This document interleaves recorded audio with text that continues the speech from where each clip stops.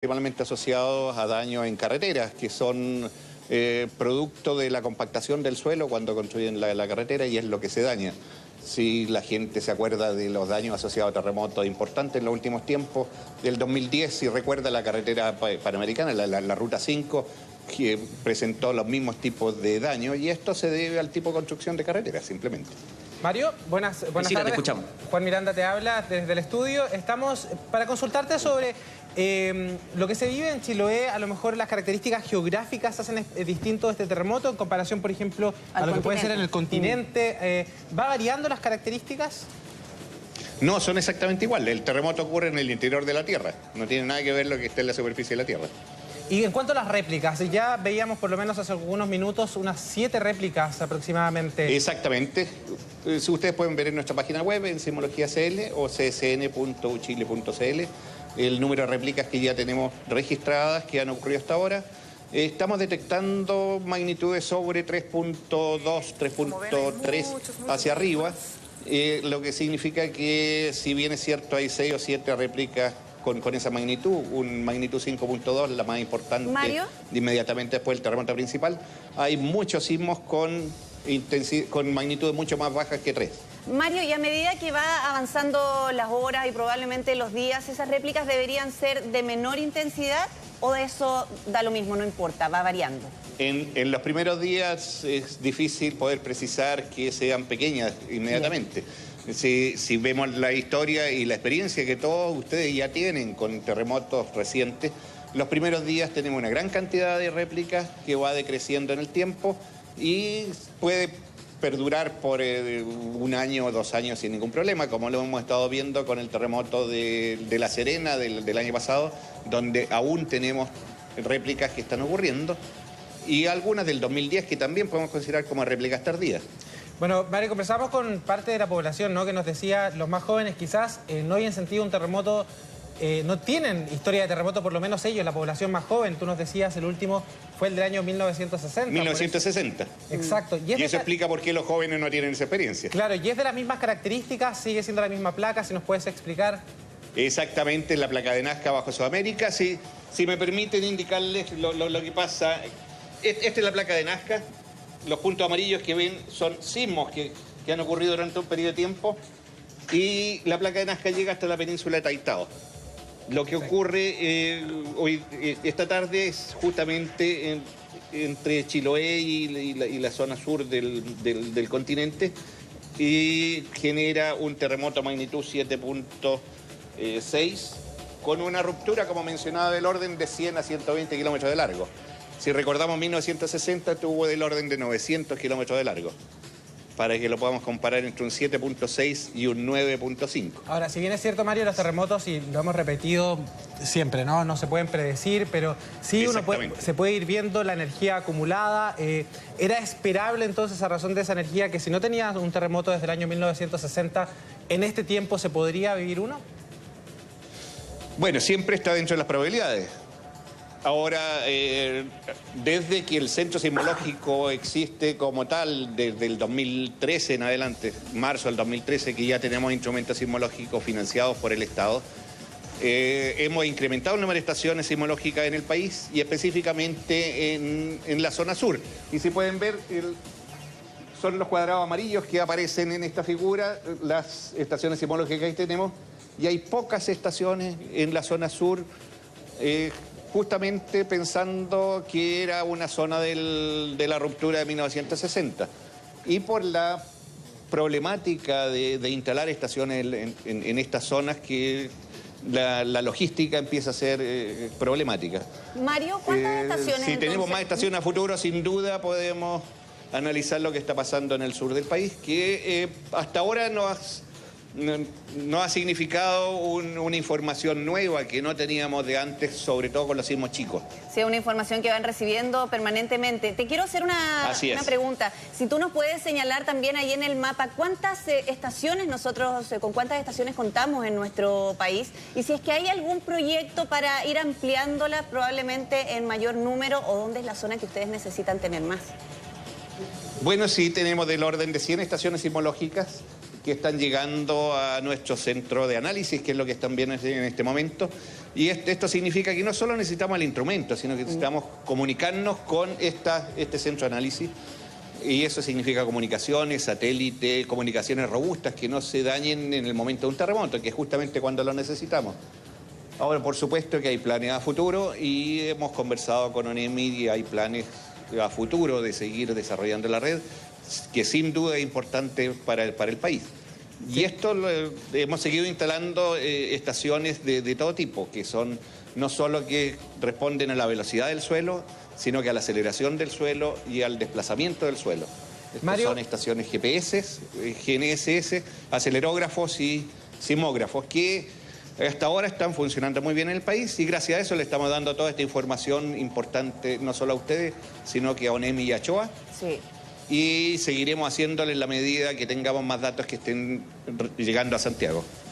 Sí, te quiero trasladar al otro mapa, si es posible, porque lo pasamos muy rápido, quizás no? Para revisarlo nuevamente y que nos expliques ahí lo que estaba marcado amarillo, ¿no?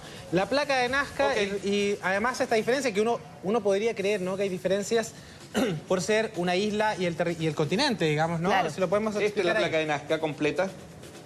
Y es un casquete esférico sobre la Tierra que se mueve contra otro casquete esférico o otra placa, que es la placa sudamericana. Y dado que esta es más dura, en esos términos con respecto a la placa sudamericana, se mete bajo esta placa. Y es lo que ha ocurrido al meterse bajo la placa y estar alrededor de 30 kilómetros de profundidad en el contacto entre las dos placas, se genera un deslizamiento y eso es el terremoto que hemos tenido este mediodía. Mario.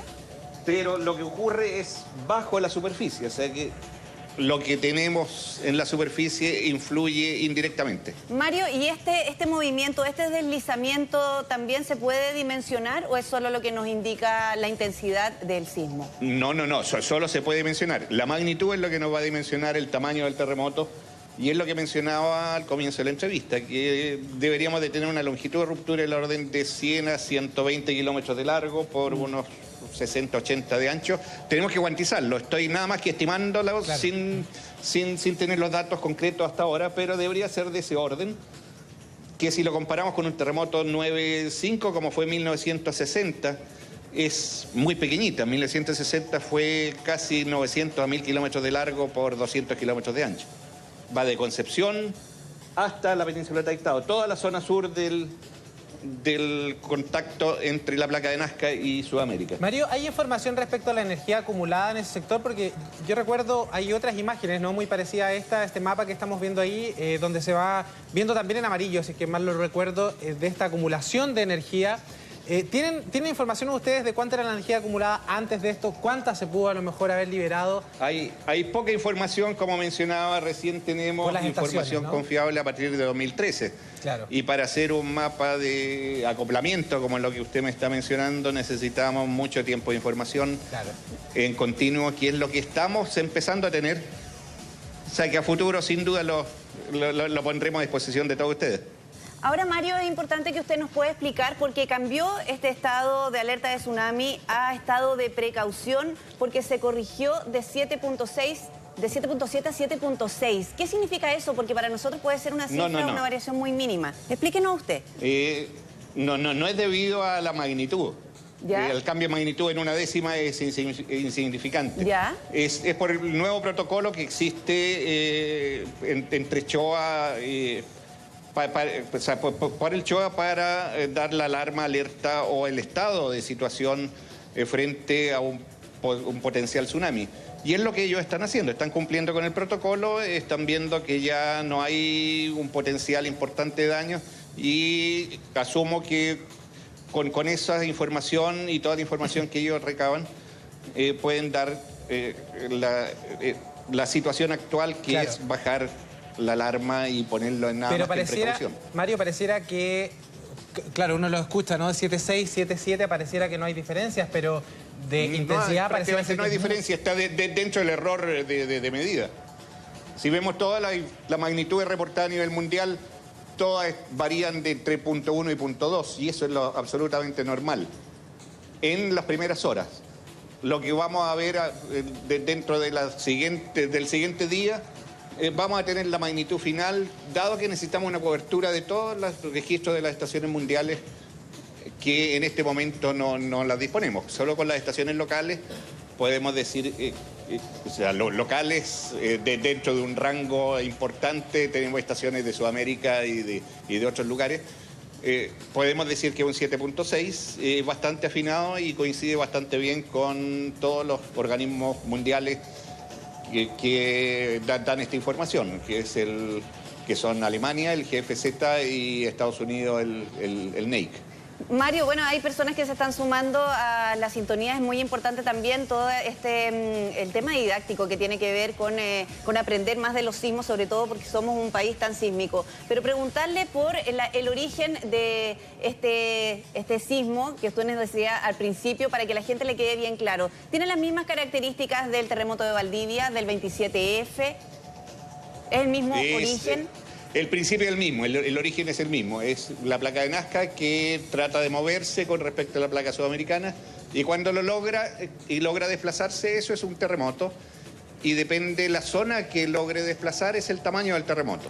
Como mencionaba, estos son 100, 120 kilómetros de longitud, claro, que da un 7.6, que es lo que estamos estimando y calculando en este momento con Centro Sismológico Nacional. Y si aumenta el tamaño de ruptura, aumenta la magnitud y viceversa. O sea, si disminuye la longitud de ruptura, tenemos un sismo más pequeño. Pero el origen es exactamente el mismo. Y es por eso que permanentemente tenemos en nuestras costas chilenas eventos que son chiquitos, que nadie los percibe, claro, que alguna gente los percibe o que la mayoría los percibe o que de vez en cuando tenemos un terremoto grande con tsunami asociado. Pero la física del problema es exactamente el mismo, es el mover las placas tectónicas, acumular esfuerzo y romper cuando ya no resista más y tenemos un terremoto. Mario, han pasado... O sea, si tomo cualquier material y lo deformo y lo estiro, sí, se me va a romper en algún momento y es lo mismo que pasa en el interior de la Tierra. Exactamente. Y es lo que, bueno, han pasado casi 2 horas de este terremoto de 7,6 grados y por lo menos la página de sismología, lo que se reporta hasta ahora son 10 réplicas, importante y a razón de la experiencia, ¿no?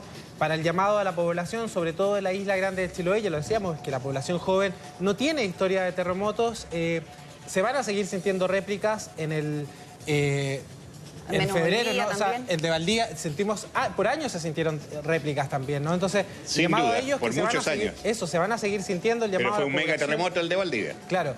El 27F también se sintieron varias réplicas también durante... Meses después. Entonces, el llamado a la población... Y todavía podemos mencionar como réplica alguna de ellas. Y lo que te quiero decir, Mario, en definitiva, es el llamado a la población, a quienes, esta población joven que no tiene historia de terremotos, que estas réplicas se van a seguir sintiendo y a lo mejor de mayor intensidad.